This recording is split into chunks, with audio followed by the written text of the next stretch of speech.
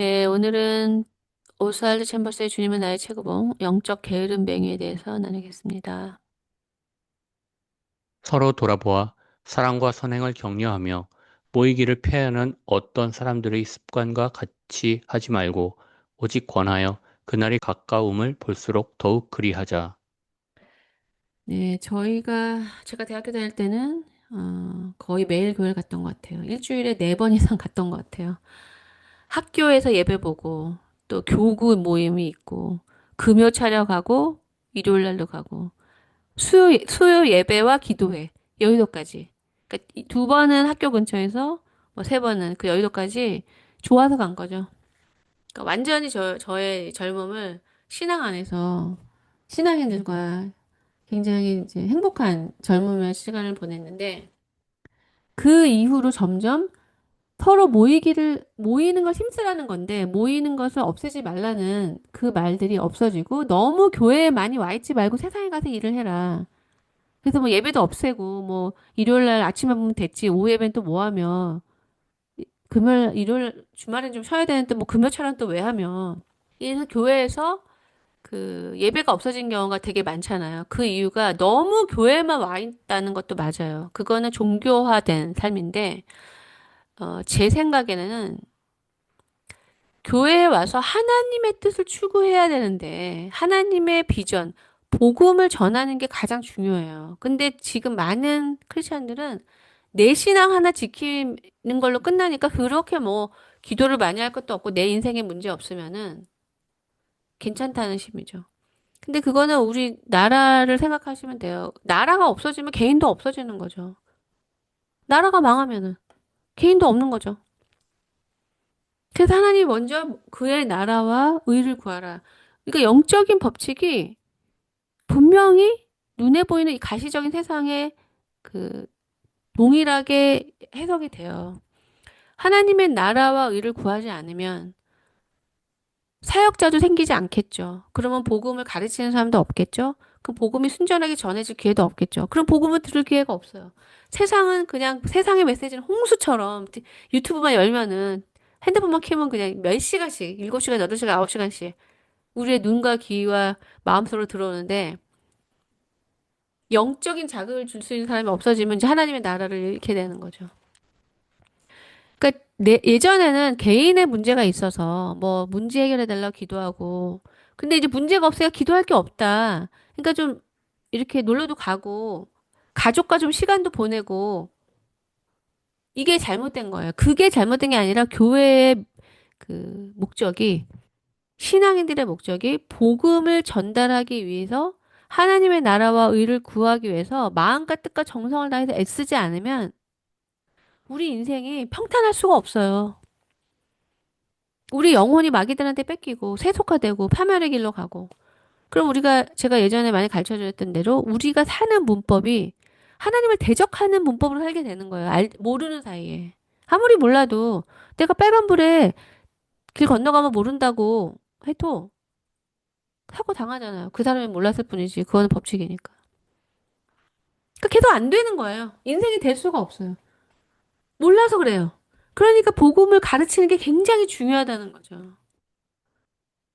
그러니까 저는 교회에서 말씀을 가르쳐 주신 적은 없지만 어쨌든 제가 어릴 때부터 교회를 다녔고 그 인생의 위기 속에서 성령께서 주신 마음 하나님을 가장 먼저 알아야 된다는 생각을 이렇게 넣어주신 것 같아요. 그땐 제 생각이었다고 생각했지만 그러니까 제가 스스로 성경을 읽으면서 깨달은 거예요. 깨우쳐지더라고요. 성경을 읽으면서 그 많은 교회 다니는 사람들이 이렇게 살지 않아도 성경이 맞다라는 그런 생각이 들었고 그래서 그 지금까지 제가 분투한 거예요. 교회의 상황은 말씀과 많이 멀어져 가고 있었지만 말씀을 붙들고 살려고 하니까 성령이 역사하시는 거고 늘 제 안에 가이드가 있었고 빛이 있었고 인도가 있었던 거죠. 그러니까 지금 여기서 사랑과 선행을 격려하고 모이기를 패하지 말라는 거는 지금 저희 공동체처럼 전심을 다해서 하나님의 뜻을 이루려고 할 때는 이렇게 모임을 안 할 수가 없죠. 만날수록 좋은 거고 은혜가 넘치고 사랑이 깊어지고 이 모든 것이 성령이 역사하기 때문이에요. 하나 되게 하시는 성령이 계시기 때문에. 이런 분별을 제가 했습니다. 교회가 모이기를 패하게 되고 이런 말씀을 벗어나게 되는 이유, 첫 번째 이유, 복음을 전하는데 애를 쓰지 않기 때문이에요. 절대 성령이 역사하지 않아요. 복음을 전하지 않아요. 복음 저희 공동체에서 전화 받잖아요. 그냥 뭐 주보에다 사탕 붙여가지고 전하는 게 복음 전해집니까? 저는 진짜 한 사람이라도 그 영혼이 하나님을 만나서 하나님과 교제할 수 있는, 의식해서 교통할 수 있는 이게 진짜라고 여겼기 때문에 그렇게 하려고 한 거예요. 한 사람이라도. 뭐 제가 모든 사람, 내 눈에 있는 사람, 내가 만난 사람 다 하고 싶지만 안 되잖아요. 한 사람이라도 가고자 하는 사람, 알려고 하는 사람을 그 생명 안에 접붙여 주는 거. 그것을 저희 공동체가 동의하고 하는 거잖아요. 가치를 느끼면서. 그걸 하지 않고 가볍게 우리 수준으로 대충 뭐라 그러죠? 그 눈대중으로 대충 하듯이 그 눈요기 하듯이 사람을 속이는 식으로 하나님이 얼마나 진지하고 엄연한 분인지를 모르고 경험하지 않으면 몰라요. 하나님이 기다리고 참아주신 시간을 괜찮은 줄 알고 지나고 있는 거예요. 우리는 모두 영적인 게으름쟁이들이 될 수 있습니다. 우리는 험하고 거친 인생을 원치 않으며 오직 조용하고 안일한 삶을 살기를 원합니다. 그러나 히브리서 10장의 요지는 서로 격려하며 모이기를 힘쓰라는 것입니다. 서로 자기 중심이 아니라 주님 중심이 될 수 있도록 설선하여 붙들어 주라는 것입니다. 사실 혼자 멀리 떨어져서 은둔의 삶을 사는 것은 예수님께서 가르치신 영적인 삶과 정반대의 삶입니다. 네, 어느 공동체나 자기 뜻을 주장하는 사람은 떨어져 나가게 돼 있어요. 물론 모든 사람이 특히 신앙 공동체에서 모든 사람이 하나님 뜻을 막 분별하고 하나님 뜻을 이렇게 막 찾고 이런 거는 그렇게 하려고 해도 좀 시간이 필요하죠, 분별을. 하지만 자기 뜻이 강한 사람은 자기 뜻대로 안 되면은 떨어져 나가요. 그러니까 무리에서 떨어져 나가는 거죠. 이거는 교만이죠. 예, 저는 이렇게 게으르게 사는 거는 싫어해요. 지루한 것도 싫고, 열정을 다해서 최선을 다해서 해보고 싶다. 이런 건 있었지만, 그렇게 뛰어들 만한 가치 있는 게 없다, 이 세상에. 영원하지 않으니까. 뭐, 그냥, 대충 한다면, 대충대충 살 수 있게 대충은 하고 싶지 않고, 최선을 다했을 때 사람이 그것에 대한 어떤 결과가 있어야 되잖아요. 그 성경을 쭉 보세요. 사람이 빨리 달린다고 해서 일찍 가는 것도 아니라 그러죠. 예. 내가 아무리 열심히 한다고 해도 열매가 안 생길 수 있는 거죠. 어디다가 내 인생을 베팅해야 될지 알지를 못해요. 하나님을 모르니까 될 거라고 생각하는 거죠. 그 안 되는 요소들이 너네들의 논리와 문법과 이성으로는 안 된다는 걸 알려주시는 거예요. 안 그래도 하나님을 안 믿는데 그것까지 되면. 왜 예쁜 사람끼리 잘생긴 사람까지 결혼해도 똑똑한 사람끼리 결혼해도 자녀들이 예쁘거나 똑똑하지 않을 수가 있어요. 아주 어려운 역기능적인 가정에 자라도 훌륭한 애가 있고 정말 좋은 가정에서 자랐는데도 그렇지 삐뚤어 나가는 경우가 있어요. 이것이 다 하나님이 다스리는 거지 우리가 어떤 것을 인풋하면 어떤 것이 아웃풋이 된다라는 그런 인간의 논리를 하나님은 다 파괴시키세요.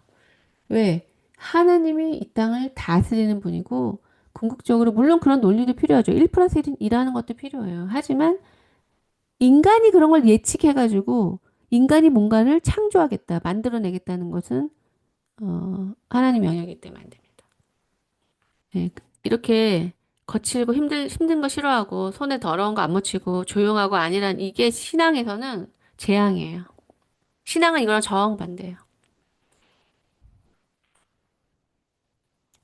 이 문장은 신앙적으로는 잠자고 있는 거예요. 왜냐하면 신앙은 계속 우리의 한계, 하나님이 우리가 알지 못하는 것을 일깨워 주시고, 그래서 자기 셀프 너레지를 알려주시죠. 우리의 생각이 깨져야, 내가 생각했던 것이 아닌 걸 경험해야 우리는 깨지거든요. 셀프 너레지를 왜 주시냐면, 자기를 아는 지식이 생겨야 하나님을 알게 돼요. 그만큼.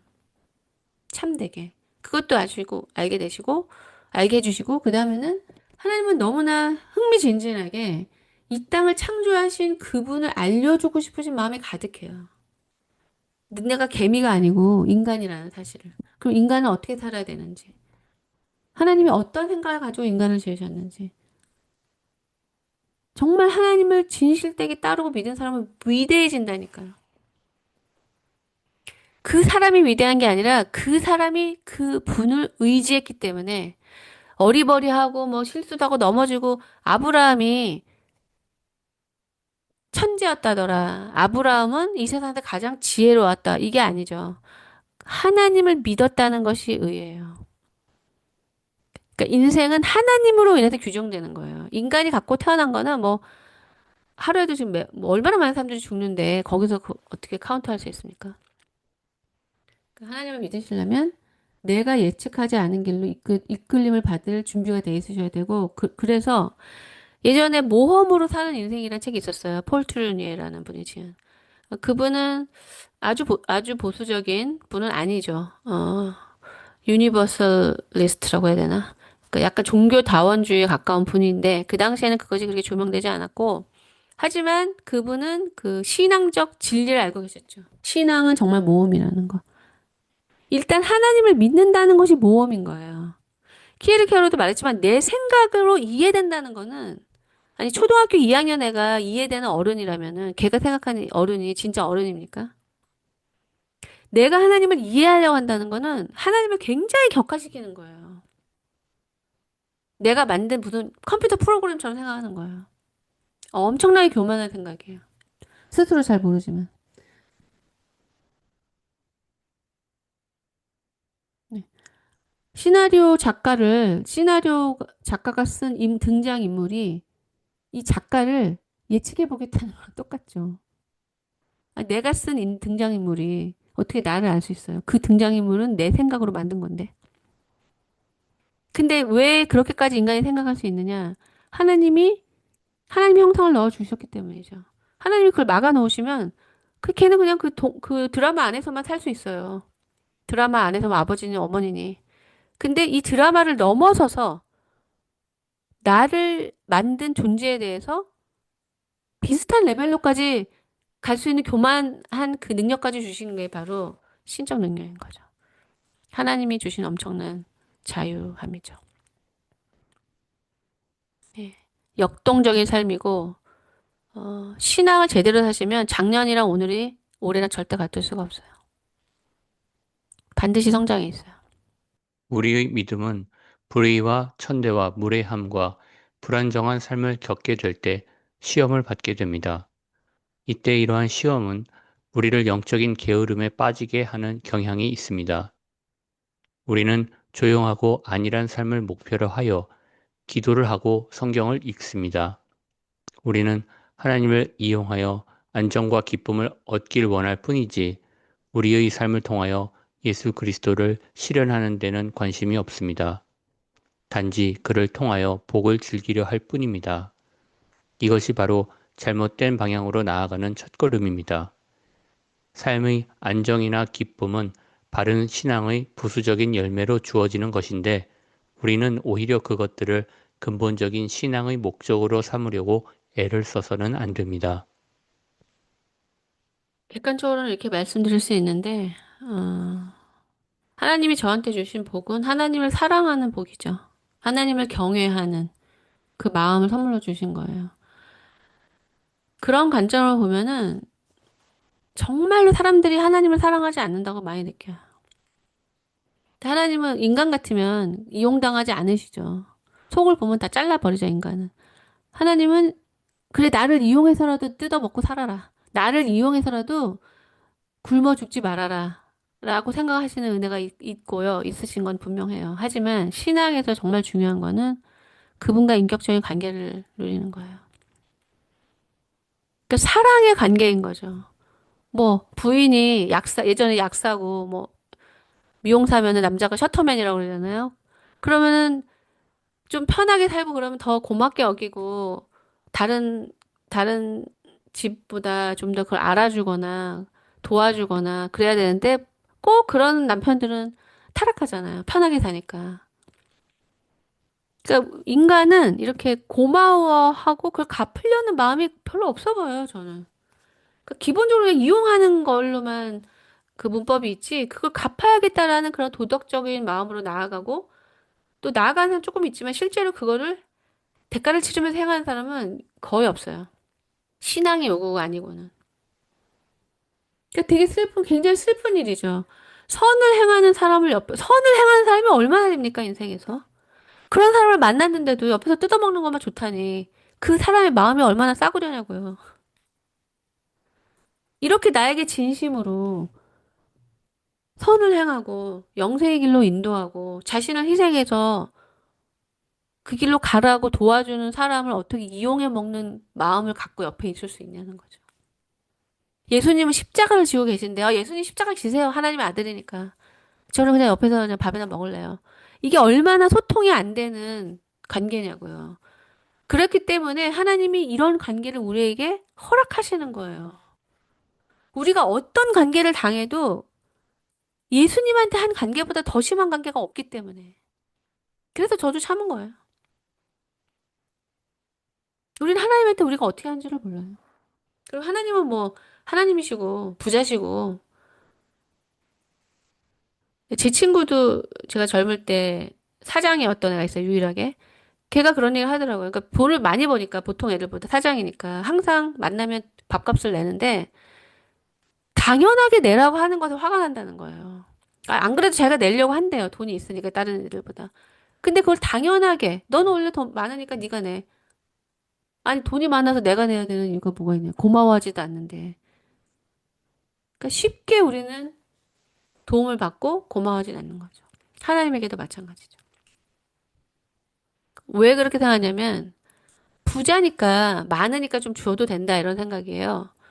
근데 하나님이 우리에게 주시는 것은 그 공의에 기반한 거거든요. 하나님이 우리에게 다가오시고, 우리를 자녀 삼으시고, 뭔가 주시기 위해서는 예수님의 십자가 희생이 필요했어요. 그러니까 부자라서 막 퍼주실 수 있어요. 그분은 부자라서 부족함이 없어요. 아무리 오늘 우리가 태양을 많이 쐬어도 내일 빛이 부족하지 않죠. 하지만 문제는 그분과 우리 사이가 화해되지 않는다는 거예요. 예수님이 없이는. 그러니까 이걸 잊으면은 복음을 잘 모르게 돼요. 예수님의 공로가 귀하기 때문에 그냥 부자한테 뭐 100만 원이 뭐 우리한테 10,000원이지 뭐 그러니까 좀 100만 원 써도 된다. 이런 식으로 하나님 앞에 나가서는 안 된다는 겁니다. 우리가 그분께 나가기 위해서는 그분이 자신의 전부를 포기하신 거예요. 예수님은. 그래서 우리는 그분께 받으러 가는 관계가 아니라 그분의 엄청난 희생에 대해서 감사하고 사랑함으로 복음을 갚을 수는 없죠. 하지만 감사하기 때문에 복음의 빚진 자처럼 살으라는 거죠. 이게 지금 다 빠져 있어요. 하나님이 이제 그 달라고 하고 감사가 없고 은혜를 모르는 사람들을 영원히 품지 않으시냐고요. 성령이 소멸된다는 거죠. 그래서 주님이 나는 너를 모른다. 이게 진짜 되는 거예요. 베드로는 너희를 일깨워 생각나게 함이 옳은 줄로 여기노니라고 말합니다. 영적으로 충만한 하나님의 사람에 의해 우리의 옆구리를 찔린다는 것은 가장 귀찮은 일일 것입니다.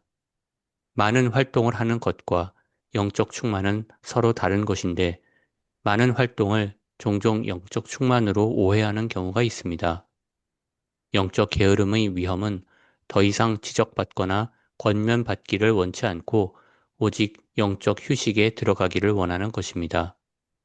그러나 주님께서는 영적 안위를 격려한 적이 없으십니다. 오히려 서로 깨어 있을 수 있도록 서로 격려하며 권해야 합니다.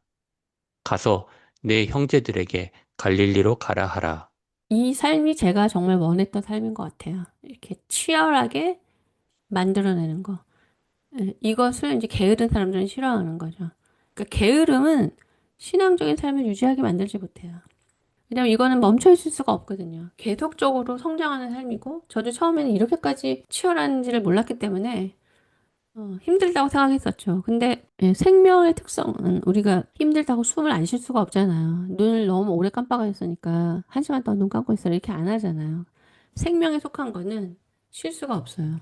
그럼 이제 마음을 잡아야 되는 거죠. 목표가 계속적으로 만들어지는 거, 계속적으로 완성되는 거, 계속적으로 성장하는 거.